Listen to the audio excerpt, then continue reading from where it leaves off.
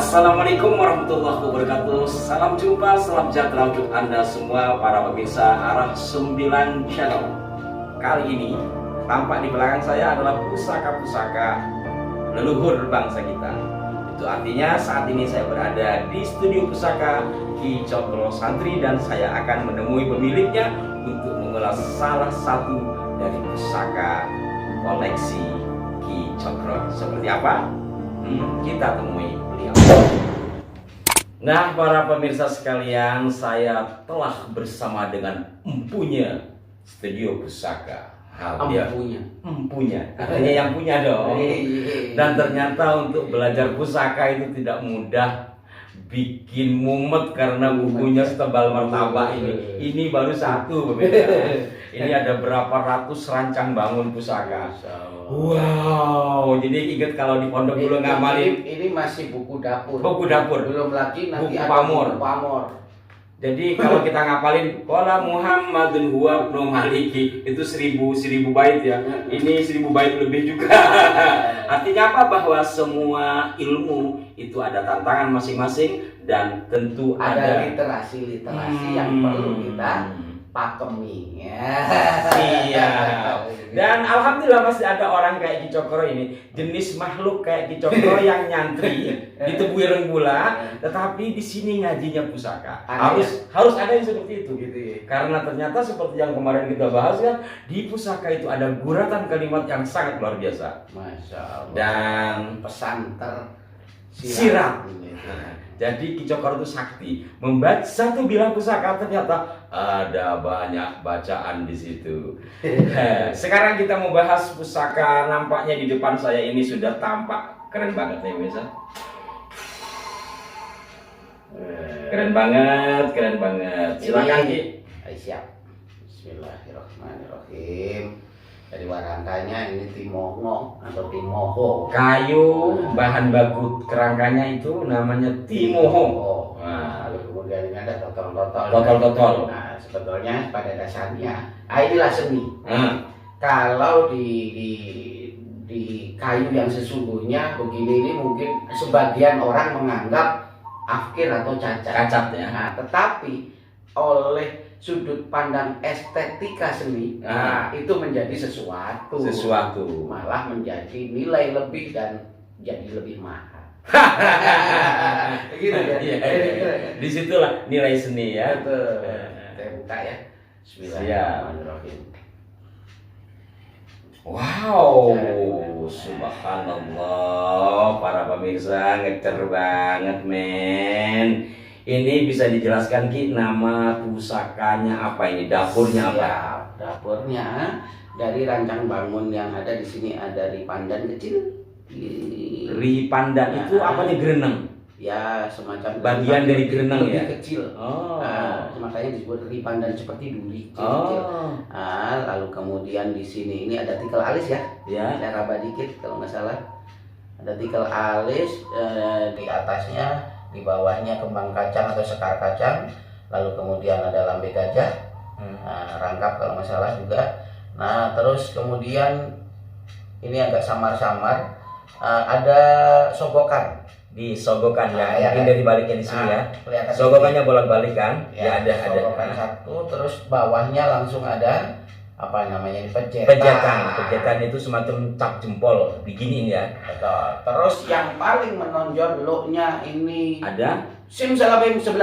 Wow, abracadabra 11. Nah, pemirsa, itu kan baru melihat beberapa ciri khas. Saya sebenarnya nggak mudeng juga di pandan gopo.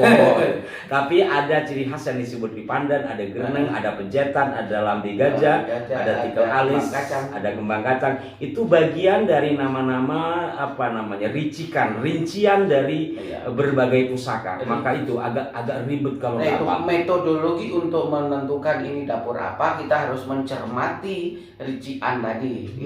Rincian itu rangkaian secara rinci satu persatu, ya kan itulah.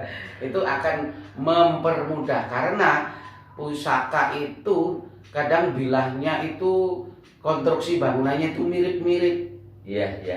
Nah gitu, maka kalau kita tidak cermatin agak bisa salah gitu. Kalau tadi kembali kepada di sini ada ripandan, terus ada lambe gagah, sogoan, terus ada pejetan dan leluknya 11 dari semua rancang bangun.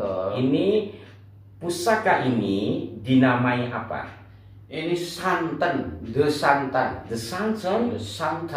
kekenat oil. Santan gue boy. Santan. Ya santan ya. Santan ya.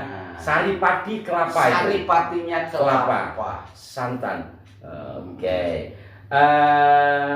Filosofi dari keris berdapur santan itu apa? Filosofinya adalah santan itu kearifan. Oh, jadi kembali sama ya. Sama yang lain juga menggunakan kata santan karena santan itu memiliki makna kearifan, kemudian juga menyedapkan rasa masakan. Jadi begini, dikatakan kearifan itu karena untuk menjadi santan itu perlu perjalanan yang panjang. Dari tunas kelapa sampai akhirnya berojol tumbuh menjadi gelugu, ada gelugunya, terus naik ke atas, ada belarak dan sebagainya, terus tuh baru berbuah kelapa. Mayang dulu dong.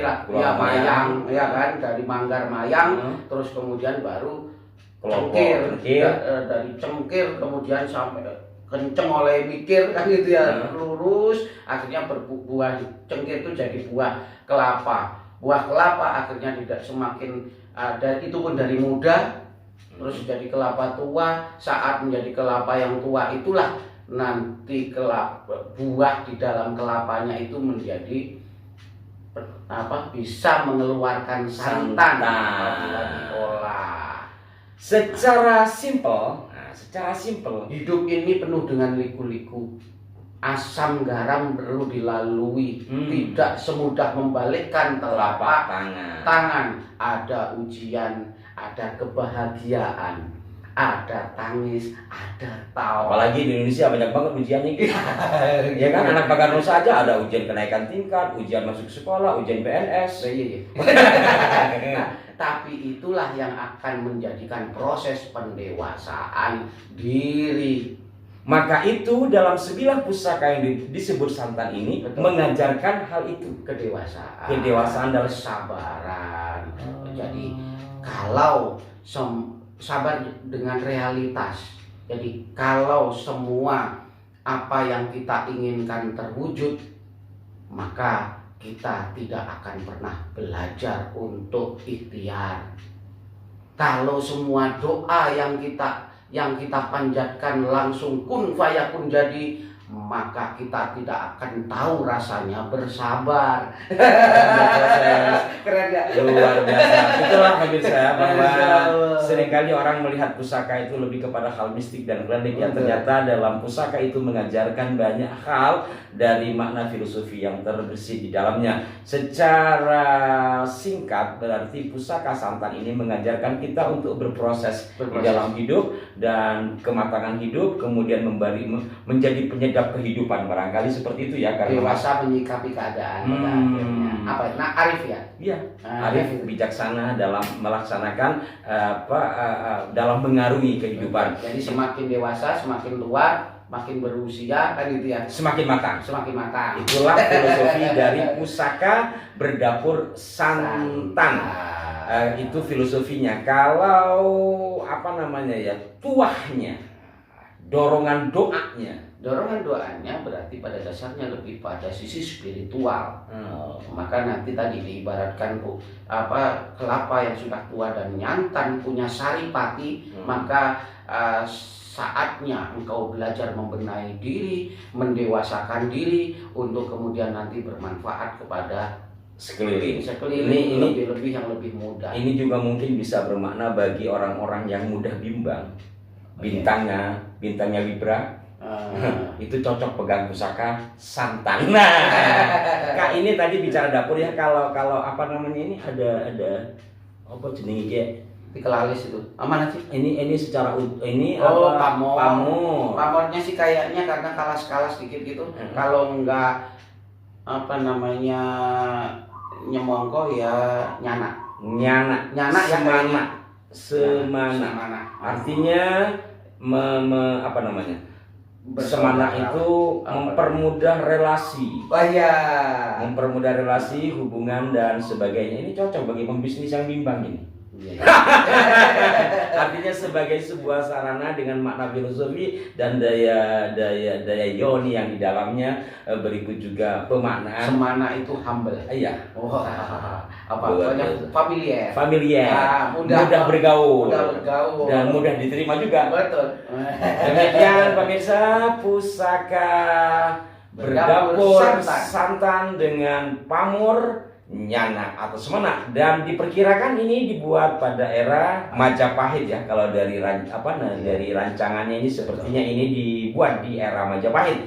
Bayangkan berapa lamanya ke tahun ini, dan pusaka yang diperkirakan dibuat di masa Majapahit masih kukuh sampai hari ini. Itu artinya apa? Secara mitologi memang dibuat dengan cara yang top markotop. Kita sebagai bangsa yang besar punya bukti-bukti sejarah. Inilah juga bagian dari artefak sejarah, kehebatan masa lalu bangsa kita. Kita tinggal merawatnya. Siap. Baik, terima kasih Ki Cokro atas ulasannya. Jangan bosan-bosan kalau saya main ke sini lagi, dan para pemirsa juga, mari bersama-sama kita rawat peninggalan luhur dari leluhur bangsa kita. Sampai jumpa dan mohon maaf apabila ada kehilapan. Saksikan terus Arah 9 Channel.